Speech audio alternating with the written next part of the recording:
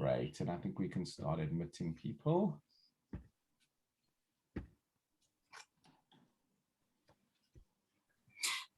David, maybe at the start, I've actually had a lot of queries in this last week with people saying, did I miss something? Did we not notify them? And that relates to the minister's talk. We can mention that as well. So can you mention that? I mean, she offered to reschedule, but as the colleagues know, I think with UJ protocol, it's not. We can exactly discuss that about when okay. Yeah, brilliant. But yeah, so we're not going to commit to a certain date. Okay, so I think let's begin. We'll continue admitting people, but greetings everyone to all those joining us in South Africa and internationally for possibly our last seminar in our climate change series. I'm Professor David Bilchitz, Director of the South African Institute for Advanced Constitutional Public Human Rights and International Law, a center in the Faculty of Law of the University of Johannesburg, and we're delighted to be the hosts of the series. The series, as I mentioned before, was created to bring together leading experts who would explore various aspects of climate change from the perspective of multiple disciplines. Through the carefully designed topics, we delve into science, law, policy, and social justice, and hope to expose participants to the key debates that occur in these areas. I want to pay tribute to the multidisciplinary organizing team for their vision and leadership in constructing this series. They are Professor Kitty Dumont, Professor in the Department of Psychology at the University of South Africa, Dr. Jenny Hall at the Department of Procedural Law, University of Johannesburg, Professor Diane Hildebrand, Distinguished Professor of Future Energy at the University of the Witwatersrand, Professor Lwazi Ngubevana, Director of the African Energy Leadership Center at Wits Business School, and Professor Colleen Fogel, Distinguished Professor at the Global Change Institute at the University of the Witwatersrand. I also want to thank our partner Constitution Hill for their support and also all those who have helped us advertise the series. And from the SciFac side, I would like to thank one last time Naomi Ho for her administrative work and Ibrahim Karim for our posters. Tonight, we also have people joining us on Facebook. So welcome to all those who are joining us on Facebook. We did mention to some people we were due to have an engagement with the minister before COP26. Unfortunately, the minister was unable to make that engagement. We still hope for an opportunity to meet the minister, and we will communicate with you about when that is through email. And I'll put up once again Naomi's address so you can be in touch with her to ensure that you get the most up-to-date information. Today's seminar is titled Where to From Here, the Role of the Next Generation, and we have an exciting panel to discuss the role of the youth as we move towards a more sustainable world. I'm sure, as many of you know, the youth have been at the forefront and vanguard of climate change activism. And our presenters are Desirée Kosciulek and Ndoni Mcunu, who will be introduced further by the chair of the seminar, Professor Colleen Fogel. Professor Fogel is the acting director of the Global Change Institute at Wits University. As I've already mentioned, she is a distinguished professor at that institute. She is a climate scientist by training, working in the policy practice space across a number of levels, including the local, national, and international space. So without further ado, over to you, Colleen. Thank you very much, David, and thank you to my fellow collaborators and also to my very wonderful guests, Desirée and Ndoni. As David has indicated, this is an important part of the panel and series because we really want to focus in on the youth. If you've been watching any of the coverage coming out of the run-up to COP, you will see even now and long before that, we've had a lot of action from youth. Youth are really starting to gear up. They are not shy. And especially, I believe, even Greta Thunberg has been saying that she is not going to go to COP, apparently, because of blah, blah, blah. So this is the 26th COP coming up. And those of us who work with the youth, and you've got some very distinguished people here today working with youth, you'll hear about what they do in a minute. But we really want to focus the discussion to shift the paradigm from getting a tick box approach, which is where the youth are simply just vetting whatever the older generations say and write and do in policy, to really creating their active agency. Because after all, it's the youth who are going to be the ones who will really bear the brunt and be the active agents in the space going forward. So we wanted to include them as a particular voice, and we're very honored and privileged to have the two guests that we have this evening. So our first guest, I should say, my panelist, is Desirée Kosciulek. Desirée is the head of the youth programs at the South African Institute of International Affairs. For the past decade, she and a committed team have been working to build youth participation in policy and decision-making spaces in South Africa. She holds multiple degrees and postgraduate qualifications in the areas of anthropology, history, Portuguese, development studies, post-secondary education, and sustainable development. And those of us at the GCI have been working very closely with Desirée on a number of policy initiatives which might come out in this panel this evening. Our other panelist is Ndoni Mcunu. Am I pronouncing your surname correctly, Ndoni? Close, very close. Mcunu. Mcunu. Okay, thank you. Ndoni is a climate scientist and a social entrepreneur. She works as part of the Secretariat development team at South North. She's currently pursuing her PhD in climate change and agriculture at the GCI at Wits. She was being supervised by Bob Scholes, but unfortunately, due to his passing, she's now, I think, being supervised by Sally Archibald. She's received multiple awards for her work, including being selected as a 2017 Mandela Washington Fellow, awarded by the US Department of State for her contribution to civic leadership development in Africa.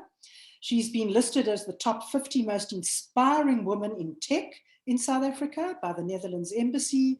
And she's been recognized as one of the 40 under 40 African leaders for climate resilience by the Wilton Park, which is an executive agency of the Foreign Commonwealth and Development Office of the United Kingdom. So a very distinguished panel set of members here that we've got, and I really want to thank them. They are hugely busy.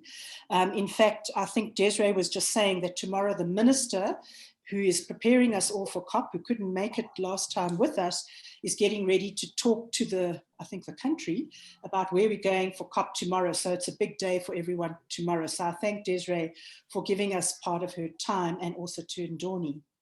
So to kick off, I think what we're going to do is do a round of kind of questions and debate, and then we'll open it up to the floor, and please, people can come in. I'll ask David, hopefully, to help me also with bringing in people if I can't see you on the chat. So the first question, perhaps if you could just give us both, each of you, a bit of a background of your journey with youth and with young change agents. Just tell us a little bit more about yourself, as opposed to some of the technical stuff that I read out as part of your CV. So I think, Des, can I start with you if you'd like to come in? Thank you. Sure, thank you very much. Greetings to everybody this evening. Yeah, so my name is Desirée Kosciulek, and I guess I could say my journey with youth activism started as a youth advocate myself. I worked on a number of things, mainly working as a younger student, also with migrants and different communities when I was a student back in the States. And I've been in South Africa now for almost 15 years. And I came to, yes, I came to study at Wits. And sorry? Yes. Sorry, could people just mute themselves if you are not talk, please? Let me try and mute them if I can.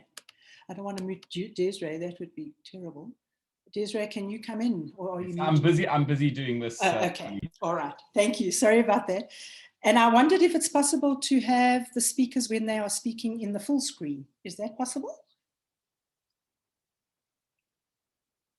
Yes, I've sorted that out. Thanks. Okay, super. Thanks. Please go on, Des. Sorry about that. Yeah, I think I'll really focus on some of the climate sort of side of it. I think the main work really started around COP17 in Durban. So gosh, it's been now exactly 10 years since that. And, so when we talk about the more recent waves of youth participation, I think we must acknowledge that many of what we're seeing now is also built on the shoulders of many young people that have come before. So yeah, I mean, I think I'll just make that short and succinct to say, been particularly working actively in the climate space, particularly in working with young people, trying to increase youth participation, particularly in the climate space at all levels, local, national, provincial, regional, global, etc. Since COP17. And yeah, it's been quite a journey. So maybe I'll just pass that back over to you, Colleen. And yeah, okay, thank you very much. Super. So that's a broad introduction. And then as we go through it, you'll hear some of the more detailed things that everyone has been working on. So, Ndoni, can I hand over to you? So just give us a brief intro of what you've been doing in this youth-led space. Thank you. Sure. So I really was in more of the research space, and I wasn't necessarily in the activism youth space until I did some work with Greenpeace International for a press release at Stockholm, Sweden, with Greta Thunberg and Vanessa, who are two youth activists.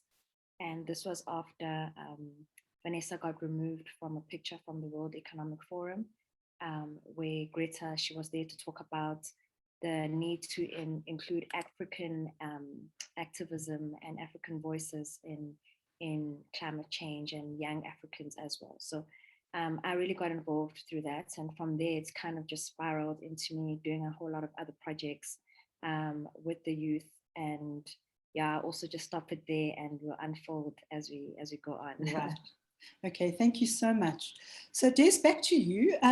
Why should youth be engaged? I mean, surely the elderly, like me, should be engaged as well somehow. So why youth? Thanks, Des. Well, I think we need to start with, first and foremost, I'd unpack that in a couple of ways. I'd start first with the demographics on this side of the world. So we obviously know that the African youth demographic represents the largest. And also when we're looking just even throughout the continent, the number of youth and young people and children in most countries on the continent represent, if not the majority, even more than half is even sometimes just 15 and under. So we're looking at constituencies that need to be consulted. So it's not a nice to have, it's a must have. We need to involve young people because it's not just about their future, it's their lived realities right now. And I think that's the other piece that sometimes is missing. We talk about youth and children as future, like being futurely impacted, and we're not actually really interrogating what those impacts could be on them right now. I think we saw that a lot during COVID, where we're talking about how older generations are being impacted in jobs and things like that. But while we know children were out of school, I don't think we've really sat with the question of what the mental health and all the other sort of impacts have been for kids to actually miss this last year of school. So in the same way with the climate crisis, I think we need to sit with not just what the future means for young people, what it means right now. And then the second component is, just a couple of weeks ago, there was a Science article that came out that really just honed in on the fact that we're not even talking about just what young people will experience in the future. It's actually now documented that if you are 40 and under, you will see more extreme weather, you will see more droughts, you will see more crop failures, you will see more all of those things in your lifetime than, say, somebody who was born in 1960. So we're already seeing that. And the really even more hard-hitting part is that a child that was born in 2020 now, on average, according to most recent studies, is saying that like up to 7, even up to 36 times more, seeing crop failures, droughts, all of these sort of extreme things. So we're not even talking about what will happen now in 2030 or 2050. We're saying the child born now is actually going to see this. And I think if we're paying attention, we already know these things. So I think it's just really important that the decision makers and also the people in the room are unfortunately still by and large over that 60 mark, that 1960 and above mark. But we need to be going, who are the ones who are actually going to be holding this? So I don't think it's a nice to have. I think we really need to be thinking about it strategically. We need to get young people off the benches and in the game sooner rather than later. And they have a lot to say. So that's where I'll leave it there. Thank you. Absolutely. And we'll hear about how you've been doing that soon. Ndoni, over to you. Why should youth be engaged? What makes youth special? If you could add on or pivot off what Desirée has said. Thanks. I think the youth is, they can get away with anything. If you're a youth and you want to say blah, blah, blah, you can say blah, blah, blah. And people listen to you. And it's because you're coming from such an innocent, pure mind. such a mind where we really want to hear, because you're the next generation, you're going to be the next leaders, you're going to be the ones that are going to be making decisions and policy and in all these other aspects. And so I would say take advantage of it. I wish I could I wish I could still say blah blah blah and the world claps and I say I'm not attending the COP26.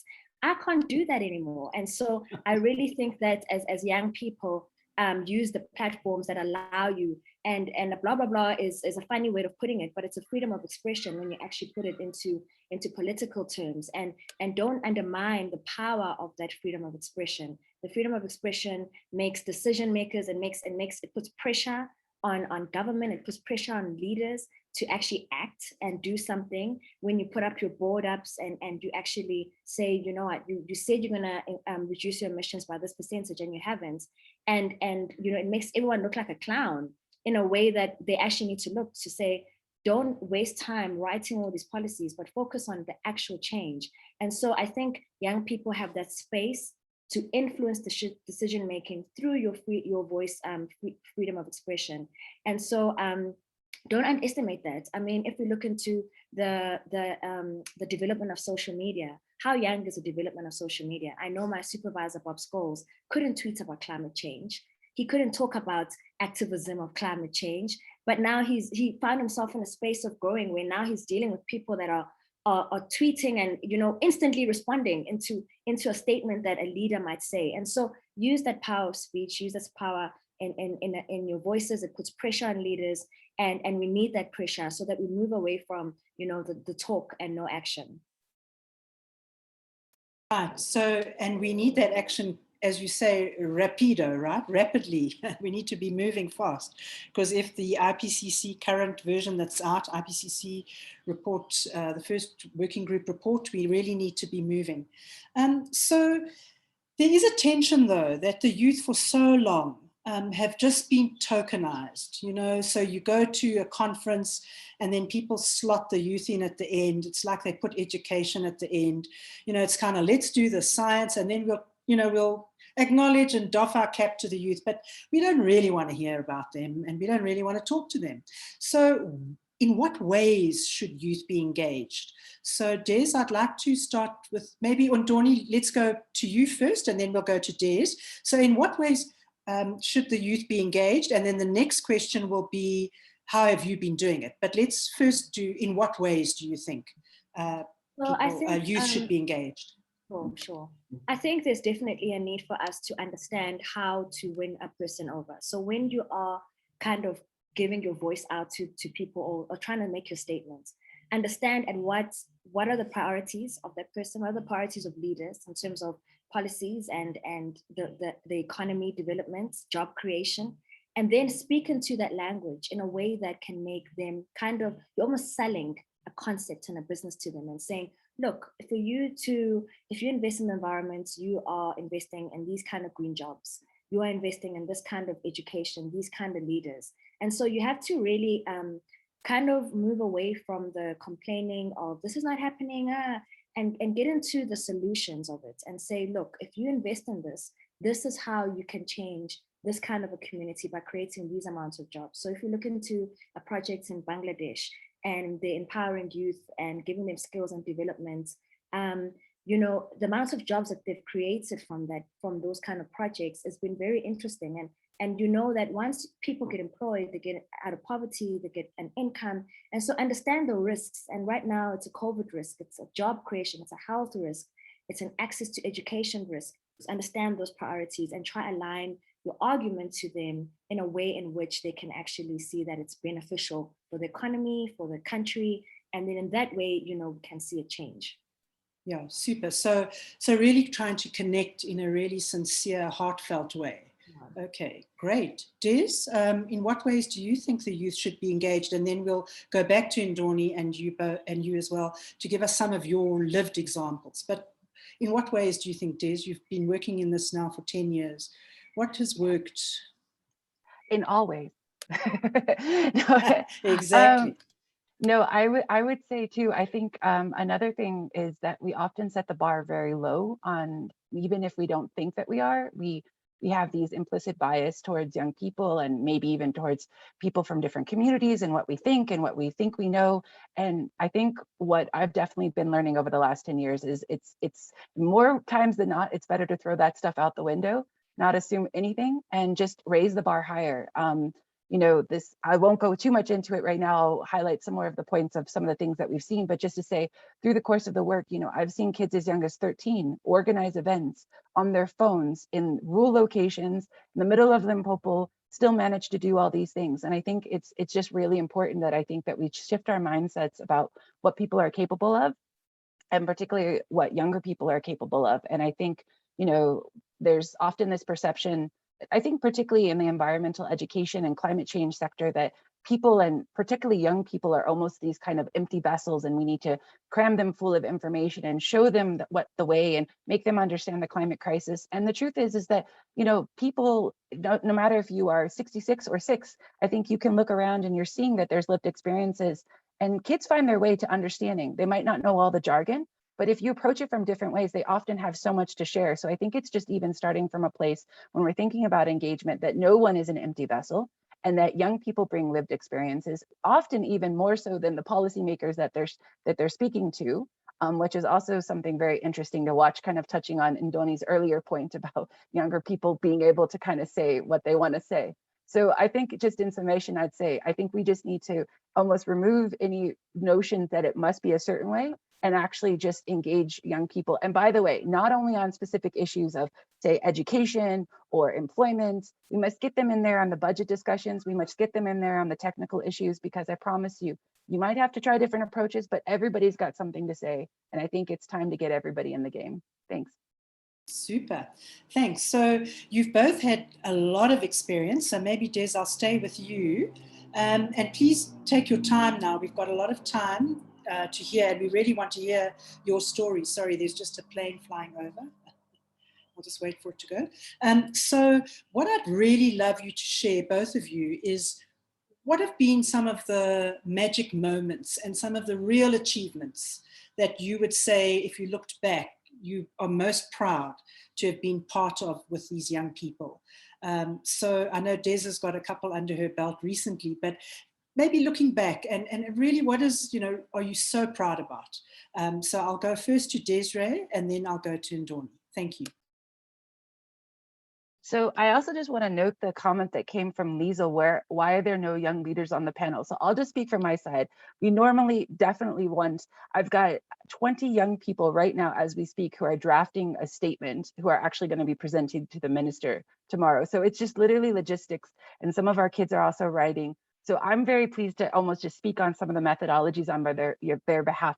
But honestly, Liesl, you raise an incredibly important point, and I would totally advocate for that all the time. So I'm getting towards the top end of the youth demographic, but I certainly don't mean to speak for the voice of our youth participants, but maybe more about the processes too. So yeah, I mean, just really to highlight some of the stuff that I think has just been really remarkable is over the last year during COVID and everything, young people have actually led the process on creating both a City of Johannesburg climate action plan together with the city. They've actually worked with the City of Johannesburg to actually co-create part of the city's climate action plan. They didn't just join in as giving a submission, they actually advocated quite strongly, and we worked together to actually create workshops and work with the city and other officials and climate scientists from the GCI. But they ultimately wrote an entire section of the climate action plan for the city. And I think it was just a really awesome experience to show that young people and other, stakeholder groups, CSO groups, don't always have to just be there for consultative or stakeholder consultation, but actually can be co-creators and co-authors even of some of these policy documents. And on the other side of that, that also brings up the point of how they can be implementers. And it's been really exciting to work with the city, because we're now that the CAP has been launched, we're actually talking about implementation. And there's some really exciting things in the development that we're hoping that come out from the city in the next couple of months that young people actually initiated and are actually taking forward on behalf of the city, which is really exciting. And then the other thing that's been really cool over the last year is that, really built on the last decade of work, young people have actually created the first ever South African Youth Climate Action Plan. And we had respondents and we had input from over 200 organizations, schools, youth groups, etc. And I should say, this was completely led by 24 lead youth coordinators with the support of thousands of young people from across the country. They gave WhatsApp messages, they gave videos, they wrote their own inputs, they created Google Forms, they had conferences, they had edited conferences, they went out in every way you can possibly imagine. And what we really just did was support with data, we supported with the logistics, but we stood back so they could step forward, and it was awesome. And if you haven't checked it out already, I'll put it on the link, because you should really check out what these awesome young people, between the ages of, the youngest was 13 up to about 25 was the main core, but we had even some slightly older, younger professionals that also joined us up to 30. So it's a really amazing thing to see what is possible. And this all happened during COVID as well.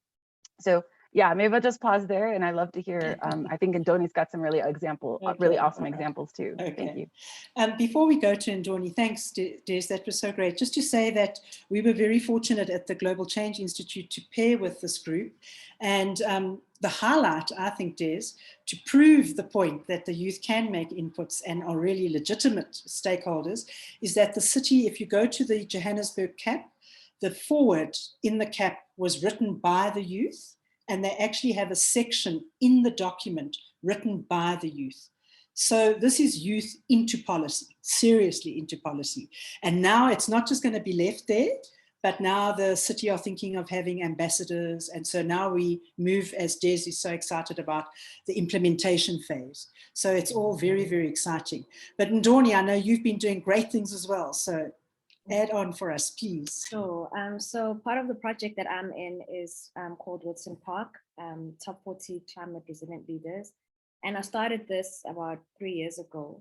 And so what we've been really trying to do is design and kind of call an action towards your political leaders to really reshape and relook at how they view Africa, especially when it comes to what we need perspective. So the assumption of this is what you need rather than them asking us. And we have really influenced that kind of a conversation. And this has been a build up to COP26.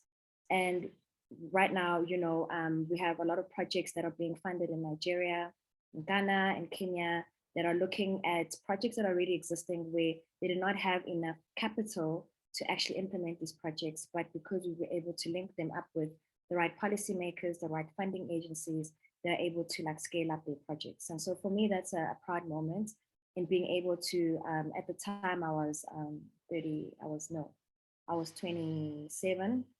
And so it's really been such an amazing experience to grow into it and see it flourish to the level it is. So they actually have a Resilient 40 now core that allows for you know, young people to come in and speak with African Climate Resilience House, where they come together and they really get to say their voices and have conferences. So for me, that's a project that I'm really proud of.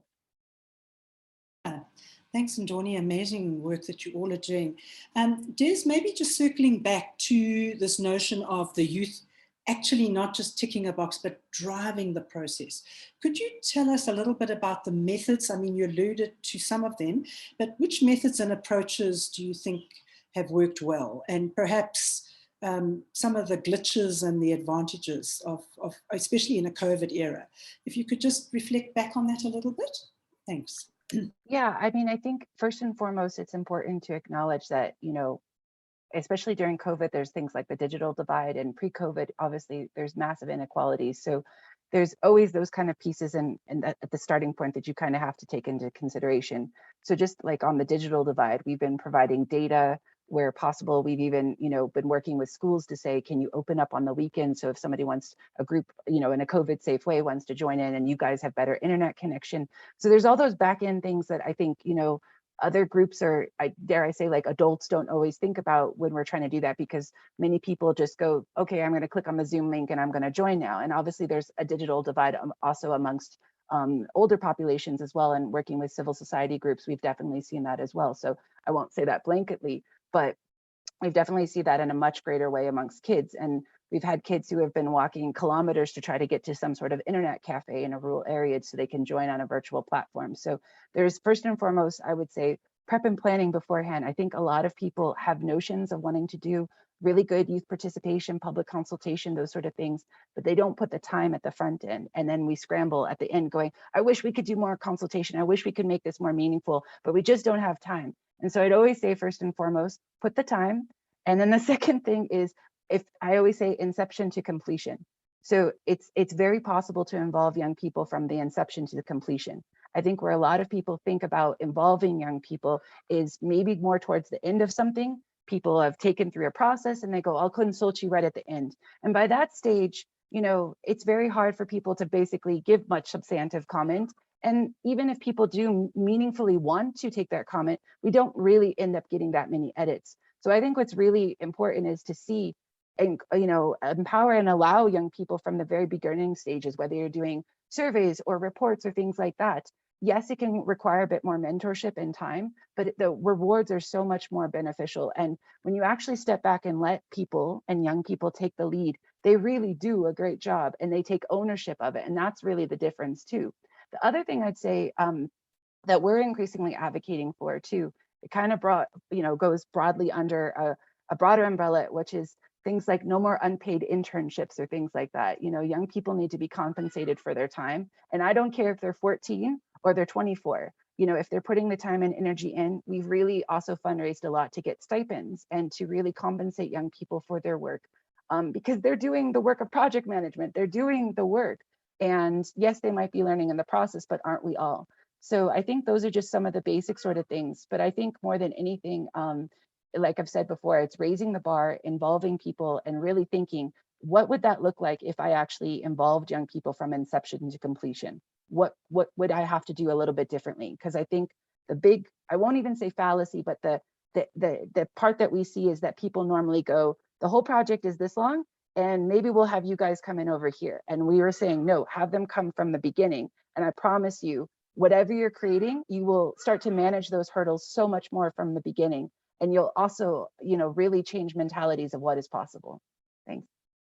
Great, yeah, thanks, Des. And so just to reiterate, when we were working with this group, with the City of Johannesburg, they wrote in beautiful things like intersectionality. And just as an aside, the city official said to me, gee, Professor Vogel, that's a lovely big word that you wrote into the document. I said, wasn't mine.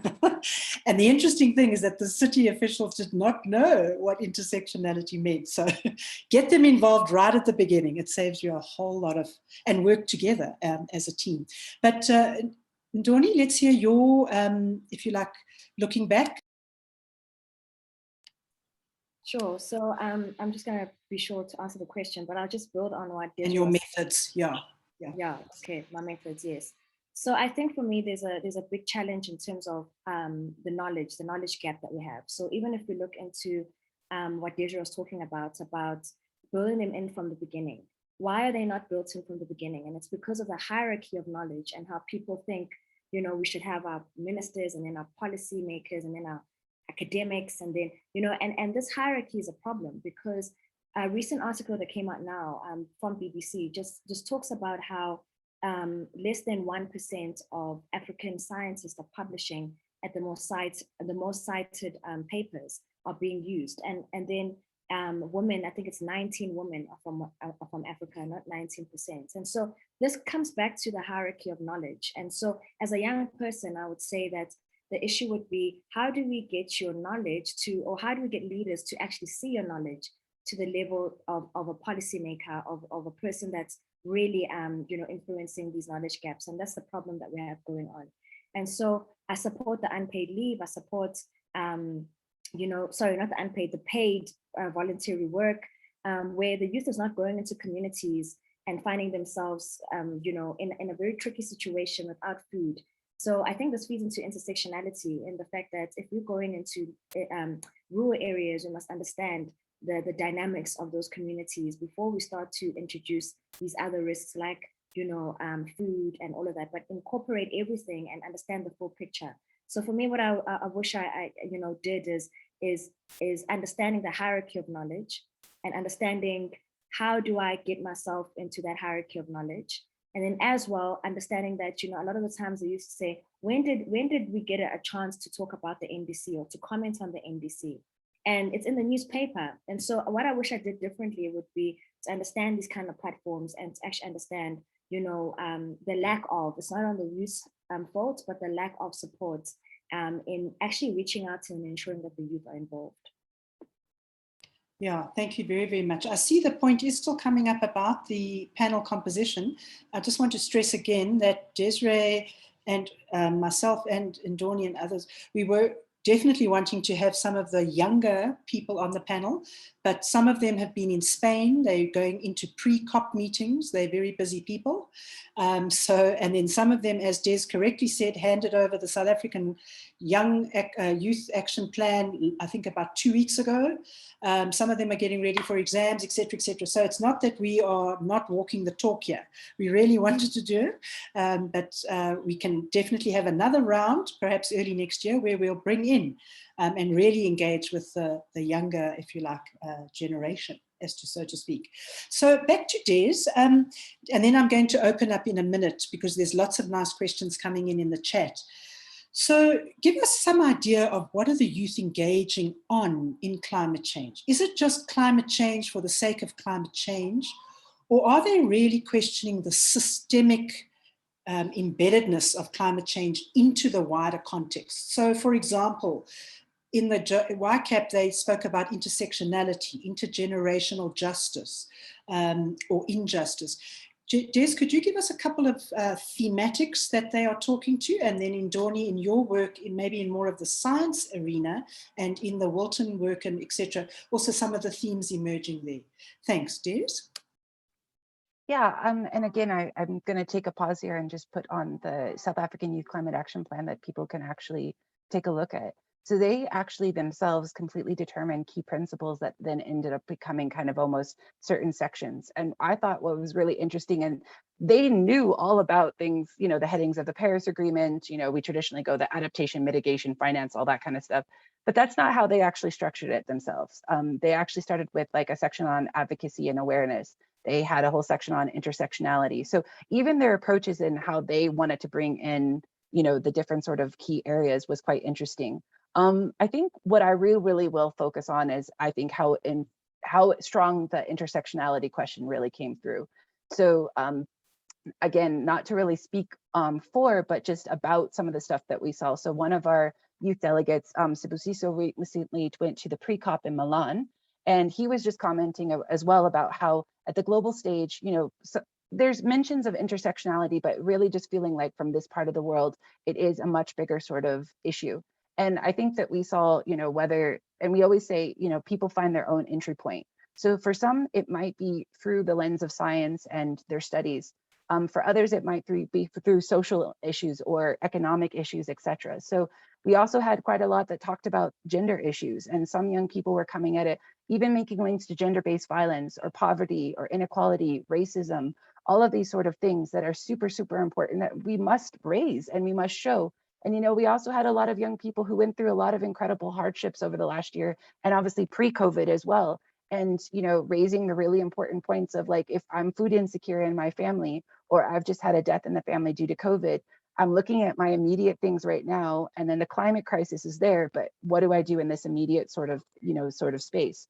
So I think there was a lot of those kind of pieces there too, where I think young people are really very much grappling with the immediate sort of issues, but also seeing that what is being discussed by others is their future.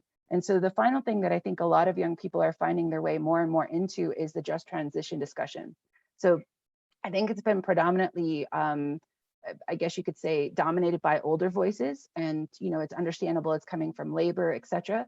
But as we talk about what could be in the just transition, we are forgetting that the primary recipients of that, whatever that just transition will be those kids right now in high school.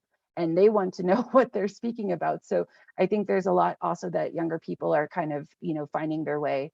And just to say, you know, I think to Ndoni's point earlier, you know, while there's good intentions, you know, one of the advocacy areas that we've had to do is actually like advocate government to actually have a specific youth consultation on the NDCs. We've had to advocate, you know, to the Presidential Climate Commission to have specific youth consultations on the just transition. So I think those are other sort of things too that, you know, whether you're allying or you're wanting to support young people or you're a young person yourself, don't be afraid to raise your hand. And if you don't know, if you don't see a process, either advocate for a process or take, you know, see if you can create that process yourself. So even if you're garnering support. So I'll pause there. Thank you. Yeah, thanks very much. Lots of depth here. So we're not talking about superficial engagement. Ndoni, over to you. Some of the thematic things that are coming through. I think the thematic thing is definitely action. So climate action. What are you doing to make sure in the science world? You know, so it's no more of the blah blah blah. It's calling action into the ground. So defining. You know, if you Google climate action, it's there. It's the definition is there, but yet we're not getting a lot of implementation of projects. And so climate action, you know, interdisciplinary, young people are wanting, you know, gender rights, diversification in the voices and the faces that we see when we speak about climate change and climate policy. And so they're kind of tired of seeing the same face, the same, you know, the same thing going on. They just want to see a new voice, a new face, a younger face, you know, someone that speaks about local development, community empowerment. And so the voice is really of empowering the most vulnerable. And also, I think redefining words like adaptation and redefining words like mitigation. What does it mean? Why are you throwing these names to us? What does it mean? You know, are you actually putting it on the ground? And so it's more of a question of all these terminologies that we have going on, all these conferences that we're going on. How are you defining them? How are you linking them to action and change? So I think for me, that is really what they're pushing for. Super. Thank you so much. So the last question before I open up the panel, and maybe just a comment. One of my colleagues from Bangladesh said the other night that this COP coming up might be on finance, a big issue. And he said, isn't it a pity? It goes to your point, Ndoni, about concepts and words that we use.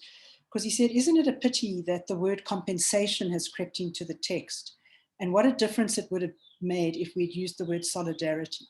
So terminology, I think, is really critical. But talking about the COP, what role do you think the youth will have at the COP? Desiree's already spoken about there have been pre-youth meetings. There are agendas, there are documentations that are going onto the table from the youth. Maybe can you tell us a little bit, Des, what you know about what's going on or going to come in at the COP from a youth-led perspective, and then maybe coming out of the COP? Thanks, Des. Sure. I think, you know, from our, from our perspective and really just, watching what is happening, I think it's unfolding in a couple of ways. And some of this is not specific to this particular COP, but also just in general, but I think it's increasing even more so. So I think, you know, you find young people who are increasingly finding their voice and their entry point into this discussion by advocating for government to actually bring increasing youth delegates as part of their delegation. And that has been one of our advocacy points. So we've been really excited to actually see that DFFE is actually bringing youth delegates along, not just as an observer, but actually to be in part of the actual South African government delegation. So that's one entry point that some young people are finding, which is to say, almost to make change from within the sort of system. And equally important is also young people who are finding their voices in the corridors. And I think, you know, even if you hear from government viewpoints, they're also saying, we need you guys out there too to be making that noise, because sometimes we're in those negotiation spaces. And if we can hear the noise, or we can hear that sort of space from the outside sort of group, you know, that also bolsters us and sometimes can take us in different sort of directions. So I think, you know, not to make it just this binary, I think sometimes it does flow. But I do think that young people are finding their voices in different ways. And sometimes we kind of categorically put it as one image, like we see the protest or we see the marches. And that could be one group of people, and that is incredibly important. But I think there's equally groups, and sometimes, as I said, they're doing both of those things, that are also finding their way into the policy space. And, you know, I mean, just one other point on the language issue. This Saturday, we're having our annual Model UN conference, and we have the SIA Johannesburg Model UN, and we've got kids again as young as 14. And one of the big things that they actually have to grapple with in that is this idea of language and why it's so important. Why do governments spend so much time? And why would COP negotiators spend an entire week debating the issue of urge versus encourage? You know, like, what's the difference here? And why aren't we getting anywhere? And so I think, again, you know, I think you've got some groups that are like latching on that. And there's, you know, global networks like Youngo, which represent the youth constituency that a lot of young people are very active in. And then you've got all these other amazing global youth platforms. And just to say, and I've got the younger generation who's just decided to come over to my side. So maybe I'll pause let there. Her talk. No, let her talk. Hello, the real younger generation. Yeah. So I'll pause there Okay. and pass it over to Ndoni. So thank you guys very much. Thanks. Please let her say something. We've She's passed only it. 3, so thanks everyone. Real-time motherhood as well. So there we go. Okay, no problem. No problem. Yeah, maybe I'll just build on what Desirée was saying. Please, in Ndoni. terms of, you know, there's a whole lot of focus on the COP26 and what are we saying, but there's a whole build up to the COP26. And I think for me, as young people, we need to really ask ourselves on that process and how we can get involved on that process in deciding what topics are key, in deciding how do they frame the discussions. How do we do that is really the challenging part. And so when Desirée spoke about badges and tokens into the COP26, it's really a difficult thing to get into, a really difficult system to get into. And so there are organizations like obviously the Greta Thunberg organization, which is the Fridays for Futures, which it's very, very difficult, which is open, voluntary processes where they have been doing rallies and activism and advocating for a change in the system. And this is like a mindset, a long-term thing. It's not now that it's COP26 and it's going to play on Netflix and people are going to be watching it and it's buzzing. It's a long process and a long engagement of putting it together into figuring it out of this year we're focusing on finance or this year we're focusing on youth involvement. So my advice would be that, we look into the full process of COP26 and see how do we get young people to really get involved from, decision-making as we go to the COP26. I think Desirée has her hand up. Yes, Des, do you have your hand up? Because I can't see you. Des, do you want to come in? And I think my video was stopped, but what I will just also say is I really, thank you everyone.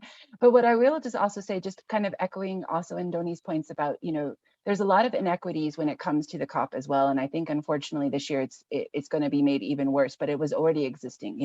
When we look at the demographics of who was also able to attend, badges is one aspect, accreditation is one aspect. Organizations like us can apply for NGO observer status. Even that though is quite a mission that a lot of groups, almost need support with to actually undertake, particularly youth groups or CSO groups that, might not know the whole process to do that. But say you do actually get through that, you've got accreditation now. Well, then there's also just the really big hurdles that funding is often not available for young people to get to these spaces. And then, we're really glad that South Africa was taken off the red list, but that was only made known to us about like a week ago. And so for many of us, we were thinking, okay, now we're going to have to quarantine for a whole 10 days. That's an extra 45 to 50K, which basically pulls off the table. Exactly. So, I mean, there's a lot of inequities. And when we actually talk now, and we've also been working with other youth and youth networks. And again, I'm speaking more on, some of the background logistics and not on behalf of the youth, but to say, just what that also has been like and what we're seeing is that, what youth voice is actually going to also be, what even CSO voice is going to be there. It is going to be by and large European. It is going to be by and large those countries with more resources. What we are still advocating for, and what I'd really encourage people is, we are trying to see how much will still be made virtual. Even pre-COVID, there was quite a bit of the COP that you could stream. And I think the average person sometimes sees news reports on, the COP and goes, oh, that's so distant from me. But honestly, I just invite everybody. We're on a similar time zone in this part of the world. You can watch the high level plenaries, watch it in real time, comment, be part of that process too. If you are keen, you don't have to see these things from an arm's length. I think the more that people can see that these processes should be open to everybody, whether you are young or old, you are, as Ndoni mentioned, these hierarchies of power as well. We must break those down that everybody feels that they can have their voices. And that's really been something that people have been advocating for since Copenhagen, that more, CSOs and the voices of, everybody get involved in these processes. So I know that we're not going to be able to sort it all out pre this COP now. And I know a lot of people are scrambling. But I think that, it just needs to be increasingly heard that we really, to have true climate action, we need to be addressing the global inequities and we need to make sure that all voices are represented. Thanks. Super. So thank you both so much. We've really set a very nice scene, raised a whole number of issues, the enthusiasm and the excitement of all of your energies, including your daughter Des, that you're modeling into the space is really wonderful. So I'm going to raise some of the questions in the chat, and then let's carry on the conversation. So this is coming from the audience. There's one from Jenny that says, there is a study that just came out about the youth and eco-anxiety. Do you have any thoughts on that? So I don't know who would like to take that, or both of you, or just come in when you're ready. Eco-anxiety, Des and Ndoni, comments?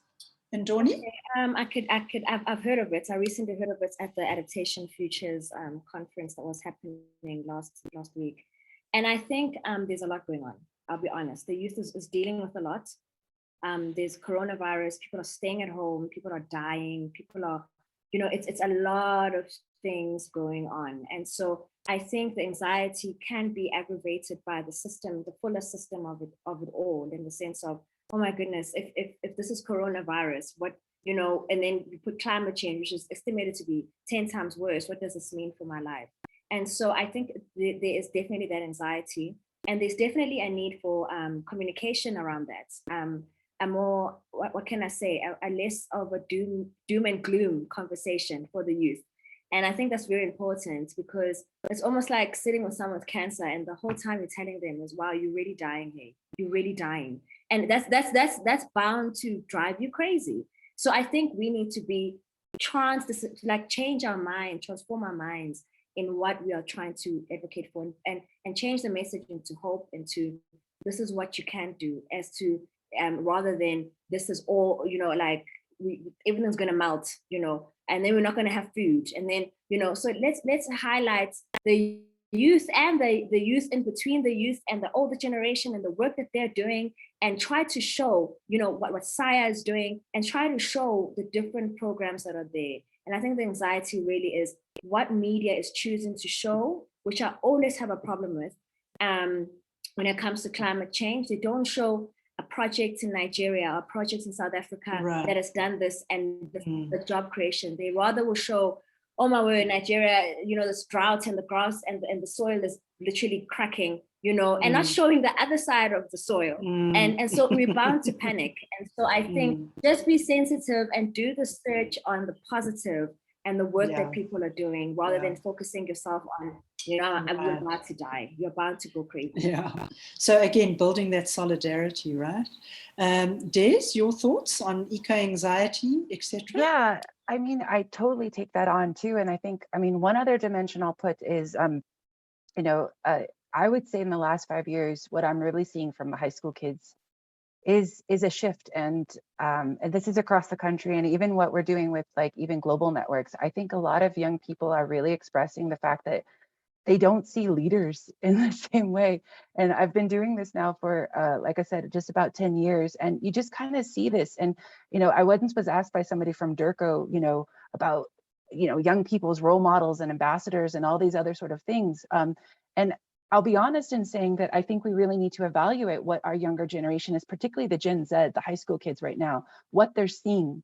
Because what are they seeing as the response to COVID? They're not seeing universal, really good action.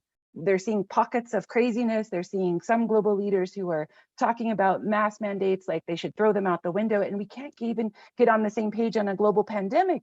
And then they're going, and now there's the climate crisis as well. So, I totally agree, there's no sense in just living in doom and gloom, because we'll also never get anywhere. But I also think it's really important for us to acknowledge just how much our kids are going through. And I think particularly in the last couple of years, when you think about the studies and just how much transition and upheaval, so many of the kids, again, I think we think young people are resilient, and they certainly are, but I think we mustn't underestimate just how much they're holding this right now. And I think it's actually really, it's also just, I won't say sad, because I'm inspired, but we say inspired, and then we also are letting younger kids take more and more responsibility. So we need to also take ownership of that too, and really be thinking about that. Yeah. So we can't just pass it on to them and say, well, we cocked it up, if you like, and now it's your problem. So Lwazi asked a very interesting question, which is one that those of us who are involved in education ask ourselves all the time. Do you think the country's education system is empowering young people to be involved in the climate change conversation? I think Des, you could definitely comment, and then Ndoni from the university side, from the sort of tertiary side, some thoughts from your own experience and what you've seen going on. So Des, thanks. So I think the first thing is we have to acknowledge I guess you could say the educational background that a lot of our teachers have gotten, and many teachers entered the field when we weren't really even discussing climate change. So that's first. We also need to discuss how how climate change is positioned in the curriculum. And this is actually something, again, if the young people actually put forth quite strongly in the South African Youth Climate Action Plan, that they also really want to acknowledge that there is mention. Obviously, there's things in like a human impact on environment in the life sciences curriculum and such, but still it's not seen necessarily, coming back to that word, intersectionally.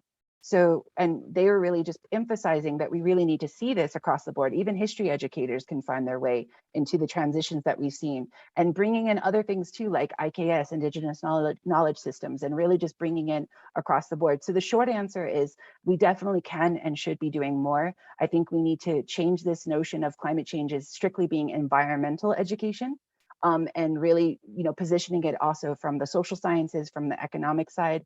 And yeah, that's really where my starting point would be. And I think one final point I'd say is, kind of coming back to that just transition. Are we talking about skills mismatch? So if we're envisioning this future of this more sustainable future, these sustainable jobs and such, is our education system also speaking to that? So we are worried about what corporations are having to say, but where are teachers in this mix? Where is our schools of education? Yeah, so yeah. I think there's a long way to go, but I think there's been some positive moves as well, and lots of really, what I also just want to say, amazing educators out there. I don't think our educators get enough, especially in this last year. Really do need to appreciate them more. Yeah, absolutely.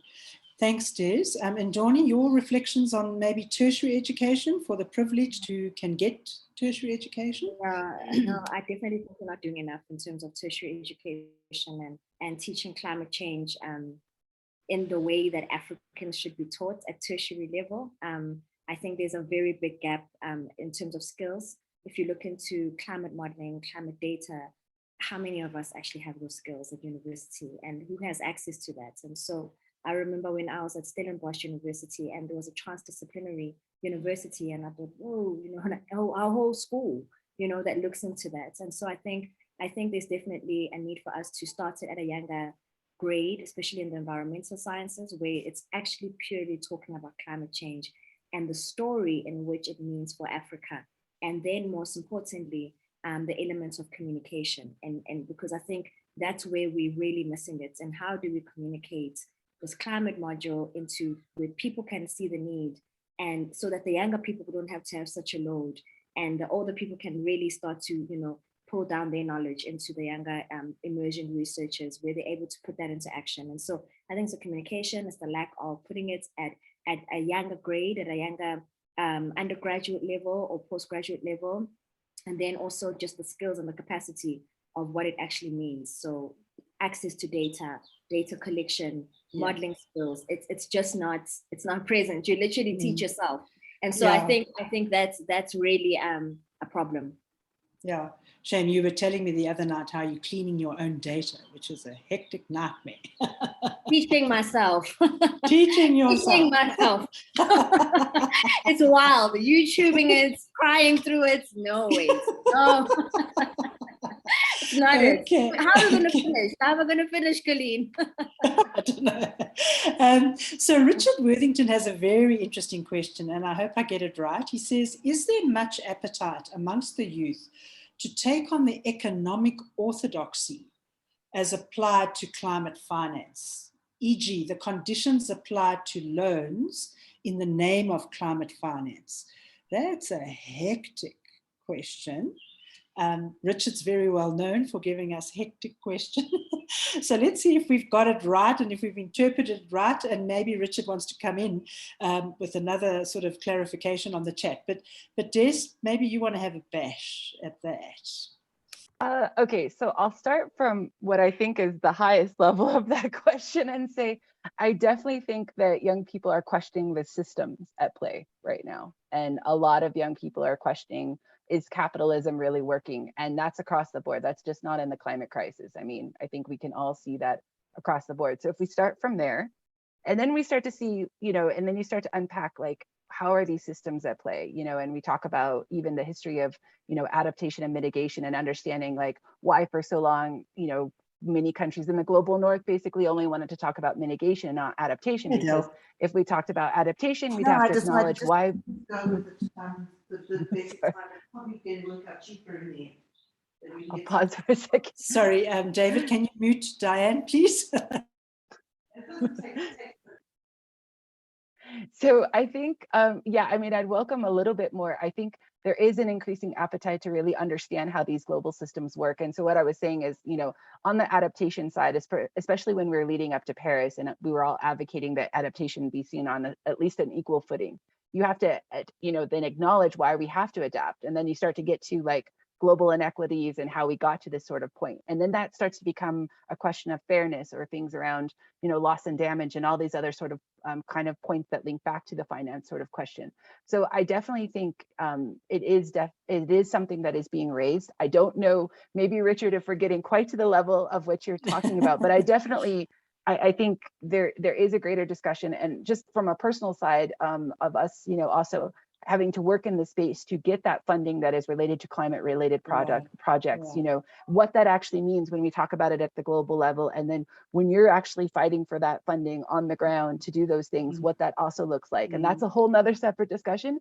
But what I will say is, how accessible really is that climate financing to most organizations, let alone maybe a smaller CBO or a youth-led group. I think that we've got a long way to go to actually make that kind of climate money much more available to everyone.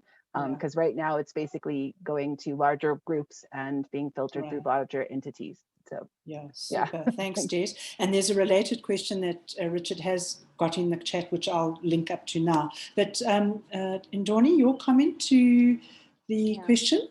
That's a very deep question. Richard, there are different sectors here that are not integrated. There's finance. So when you talk about fiscal policies and all of that, that is a finance conversation. And then there's climate change. And it's very rare that you find these two worlds coming together.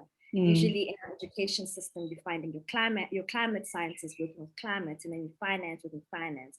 The first part would be, we need to integrate this understanding and actually provide that kind of a training to young people, emerging researchers, and going down to the younger end. And so this conversation really applies, I would say, to the upper end of youth, if they have an interest. And I would say they have an interest because maybe they have a better understanding of the challenges, and that you can talk about action all you want. But if you don't understand the financial model of your action, then it becomes a challenge. The younger people, I'm not too sure if they have an interest in the finance side. I think maybe they do have some kind of exposure as to how would you fund this project or whatever, but it's not as deep as to the fiscal policy. Based on my experience, I just recently did a V20 policy brief advocating for a 1% budget increase amongst ministers in adaptation funding. This is a very high level talk. These are V20 countries, 36 countries, and they are still trying to figure it out. The scientists are still trying to figure it out on how do they actually integrate finance into this. And then there's another dynamic into this finance model, in that the funding guys don't even know themselves. So the Green Climate Fund, they all don't know themselves. What do they actually mean when they say they want to fund climate projects? What does that mean? How long does it last? And so it's a very deep question. And so when you go to youth, it's a very, I think it's a very long end of the tail. But then the upper end of your upper youth, I think they do have an interest on how do they integrate. I know UCT has a climate finance division where they try to combine these kind of two different disciplines into one, but that's also a question of access and elite. Sure, excellent answers to those prompts. So Richard's related sort of question is, in other words, challenging the role of the financial sector, including old money, in negotiations regarding finance. It's also the subject of a dialogue under the Presidential Climate Commission tomorrow morning. Self-serving financial sector players pushing fiscal discipline and recourse to market mechanisms. Yeah, I mean, I don't know if there's anything extra you want to add, maybe, Ndoni, because I think this is something that you've been working on, and then maybe Des, and then we'll move on to some other questions in the chat. Ndoni? I don't think there's any old money. I think it's new. Yeah, So yeah. I think it's definitely trying to advocate for new money to be invested inside into the new projects in adaptation research. And so you must also understand what finance people want. They want catchy words. They want something to look at. Politicians want to say, this is, I've invested 1% and this is the catchword for COP26 adaptation. So everybody must focus on adaptation. And so it's definitely new money. And I think, is there an interest? I think there's a whole lot of advocacy that needs to get done in understanding both those models, the climate model as well as the financial model. Right, very interesting. Des, do you want to add anything in there? I mean, I think the other thing that we've been raising too is the issue of tax justice, and also just, you that's know, a big one. Yeah, people paying their fair share. I mean, we can call out entities at a global level and what that's also looking like, and how much, you know, we know big companies, you know, are maybe not paying any fair share. And then we've just been heard, you know, about the most recent drop on, I think it was the Pandora Papers this time, and how people are moving their monies, and people with a lot of money are not actually plowing it back in. So when we come back to, like, you know, the climate finance, well, where does that funding actually come from, you know? So again, I think, you know, it's making those links. And if you just link it back to like that kind of issue of social justice, I think a lot of young people are finding their way into that. But I definitely agree with Ndoni that, you know, it could come in different ways. And I think it's also the different entry points into those systems as well. And maybe if we're starting off from like, today we're going to talk about finance, you know, we might not start in that way, but you can definitely see the systems when you know, people can end up integrating in it some way. Yeah. And I think, you know, the youth, I mean, Ndoni, you're, and also to a large extent, Des as well. I mean, entrepreneurial talents, I mean, it's huge amongst the youth.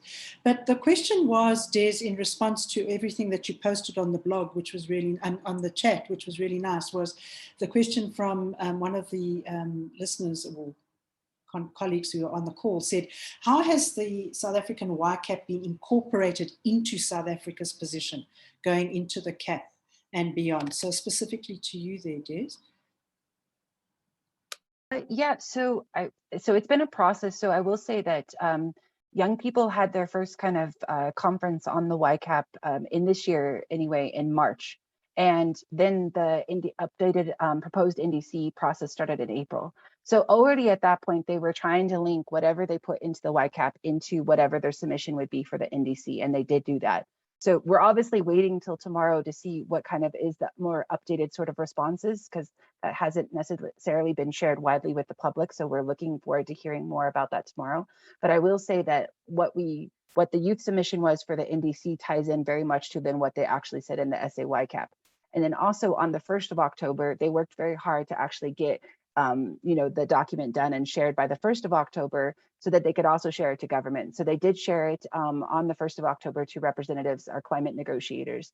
So how much that is going to be incorporated, well, we will see. We're also, but I will say this, we become very focused on these COPs, but there's so much more work than these COPs. So, you know, I think the general sentiment as well is that very good point. While we're excited about COP and we definitely want to make those linkages there, this goes beyond that, and this is really the start of something and not the end of something. So yeah, exactly.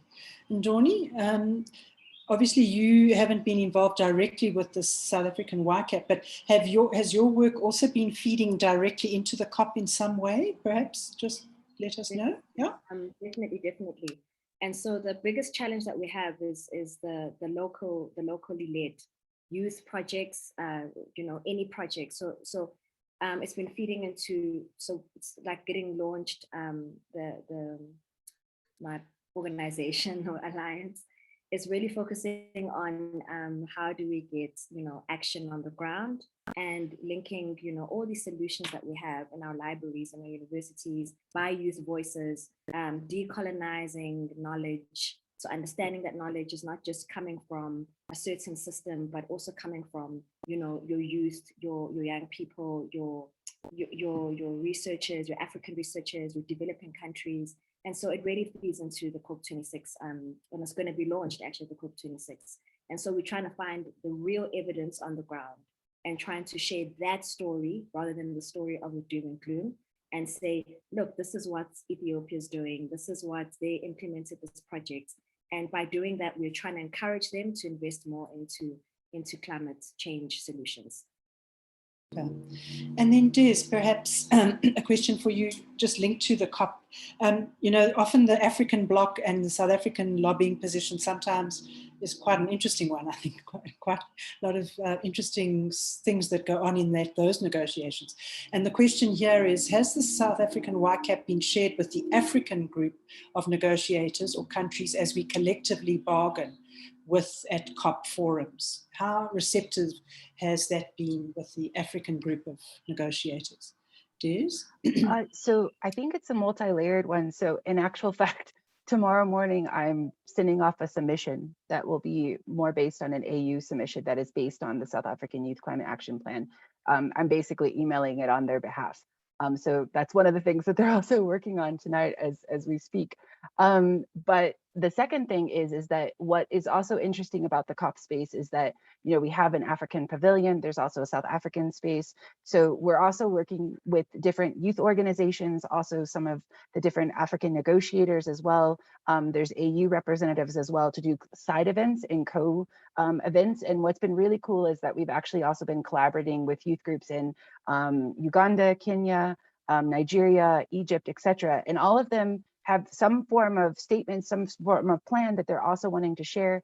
And so I think it's just really highlighting that, you know, there's the South African voice for sure, but there's, you know, amazing youth voices that are coming and have been coming throughout the continent. And so we're also really excited to see what, you know, is maybe kind of launched there at COP together and just kind of hearing the sort of different experiences. And then the final thing I'll say is that, you know, through entities like Youngo, there's also subgroups that specifically focus on sub-Saharan Africa, SADC region, and, you know, different parts of the continent. And many of those young people are also really advocating that these are all brought to, you know, the Africa position in different ways. So you get young people kind of almost advocating at their national level, often a sub-regional level, at a at a regional level, and then at a global space as well. So I think the African youth voice is really important, and is something we all need to be listening to greater. Super, thanks. So, and then a couple of questions that have interestingly spiraled out of this conversation, really focusing on energy. And I guess it's because we're all being load shed every so many hours, which adds another spin to all of this. And so how much renewable energy do we need to stop climate change? Do we need to move out of fossil fuel energy? And then Richard posts the visit of the envoys and the whole just transition transaction. Eskom, you know, hectic mix of questions there. So Des and Ndoni, as we sort of draw this discussion to a close, I mean, I guess the tricky question globally now is around this kind of energy equity challenge, right? If you look at the UK, they're having problems, etc. We've got problems. To what extent are you seeing the youth that you're engaging with trying to make sense of this just transition? Because I think we are struggling to get our heads around it, including the Presidential Commission. And maybe we need to be getting the youth into the room who might have some bright ideas that can help us. So are there glimmers there or interesting things bubbling up, both Ndoni and Des, around this energy thing, which really does seem to be a critical thing? Yeah, the energy debate is a very tricky one, and it's because, you know, there's a debate around how much are we actually emitting as a continent. So we're busy focusing on us, but we're emitting, like, I don't know, I'm sure it's like, was it less than 1%? I always run to 1%, so never mind my stats. But there's always a debate around, well, we're not emitting that much as a continent, so why should we worry? And so then another issue becomes of access to electricity and power. You know, how much of the population have access to power and energy? And I think it's about 19%, 20% of our population. If you go to rural areas, there's no electricity, you know, and it's really heartbreaking. And so these are just the stats where, you know, we really need to understand the dynamic and have and understand why is there no action. And so obviously going fully renewable is always advisable and always something that we want to go into. But it's such an interesting debate when you really start getting into it, in the sense of understanding the different trade-offs and the different risks, and understanding from the different perspectives of each individual. So the youth will say, shut it down. And then, you know, the economists or the finance people will say, no, our economy, these guys are really investing a lot of money. Then you have your environmentalists and scientists saying, oh, no, we have to shut it down. And so there's always such a debate. And so we really need to just find the right kind of way to transition into a fully renewable energy economy. Okay, and Des, your thoughts about the youth who I think have written that into the YCAPs and the Joburg Cap? Some takeaways there? Yeah, maybe I'll just give one kind of little story too. So, I mean, many of us maybe are familiar with the Earth Hour sort of initiative that is done every April, where we all turn off our lights, or we're supposed to be turning off our lights. And, and we understand that initiative, but, you bring that to young people now, and we were approached about doing something about that. And I think the first response was, why would we turn off our lights? We are being load shed, and is this a sort of thing that is making more sense for the global north, who is sitting in this sort of space? Like, certainly there's got to be sort of other ways and initiatives. And, in fact, one of the girls was just saying that she was telling her mom about this, and she looked at her, was like, why am I going to turn off my lights? Half the week we already didn't have lights. So, I think, it's sitting with those kind of things and asking those kind of questions as a starting point. And then I definitely think, we are also working with young people. I've got quite a group that's also based in places like Secunda, and they're really grappling with like what this energy transition means for a community that is really connected to all of the stuff with the coal industry and with Sasol and everything else. And you've got, you've also got health conditions and all these other sort of intersecting things as well. So this isn't an easy question, but I mean, if it was easy, we would have all sorted it out by now. But I think that, what we are seeing is that we can't continue the way that we are.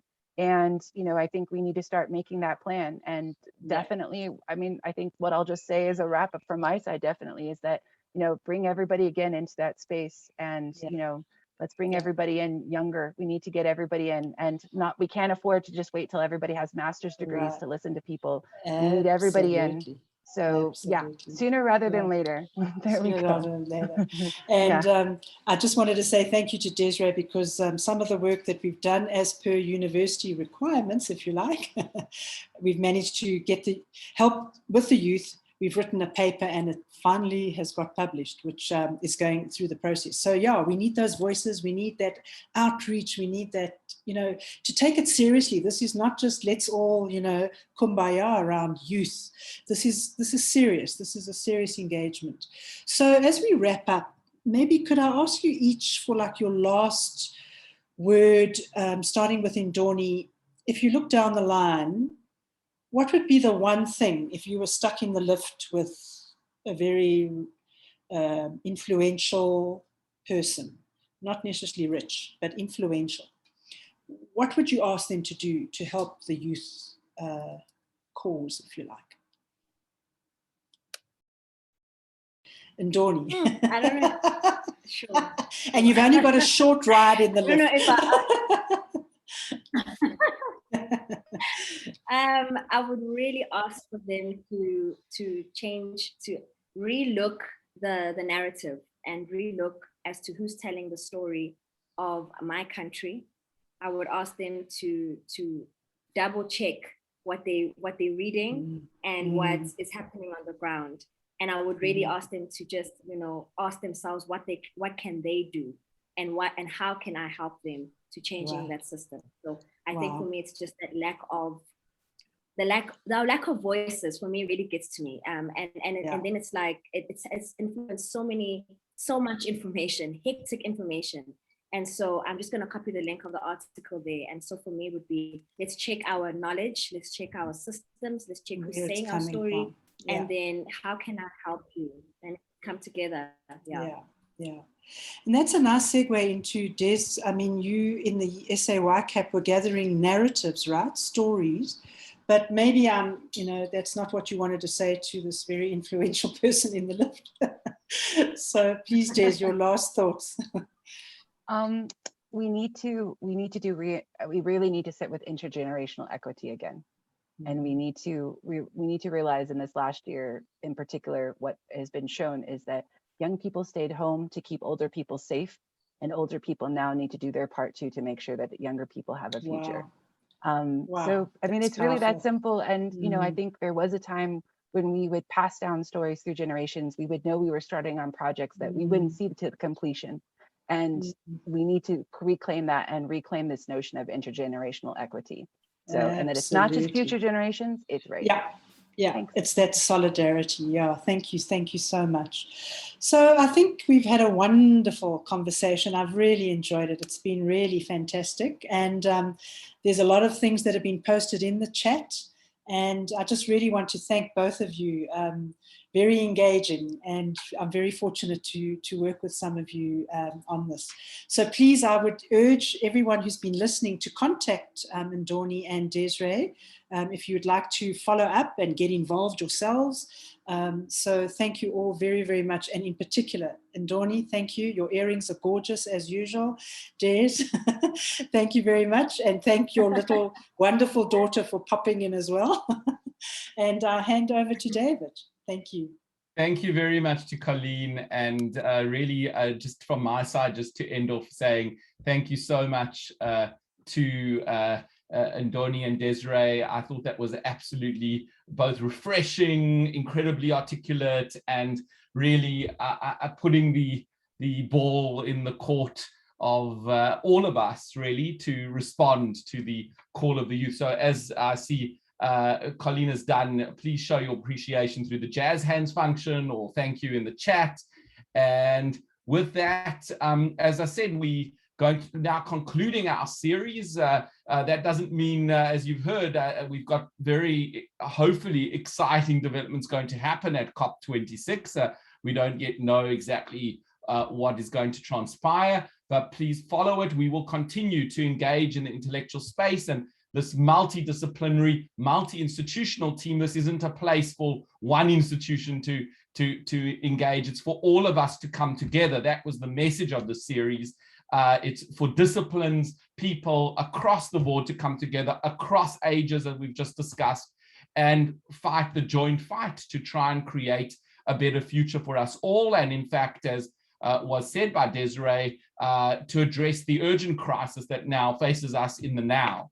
So we will continue. Perhaps we will have an engagement with the minister, so we will keep you updated with that in the next month or so. But we will no doubt continue and have other events in the coming year as well. And with that, I wish you all good night, and thank you once again to Colleen for the excellent sharing and our presenters. Thank you. Thank you, David. Thanks, everyone.